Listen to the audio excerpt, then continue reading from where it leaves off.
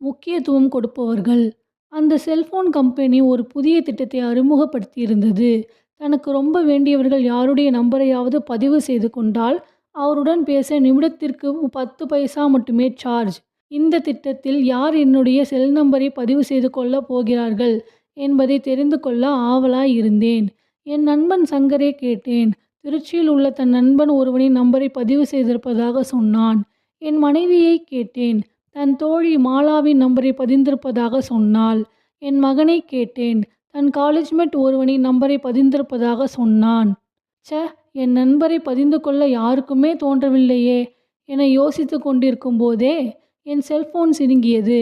Siva, cellphone கம்பெனியில் 10 பைசா scheme வந்திருக்கு தெரியும்ல? உடனே உன் நண்பரை பதிஞ்சு வச்சிட்டேன். அப்போதான் அம்மாவும் நானும் உன்கிட்ட அடிக்கடி ரொம்ப நேரம் பேசிகிட்டு இருக்கலாம் பாரு என்றார் என் அப்பா. இந்த வீடியோ பிடிச்சிருந்தா லைக் பண்ணுங்கள். மறக்காமல் நம்ம சேனலை சப்ஸ்கிரைப் பண்ணிடுங்க. நன்றி.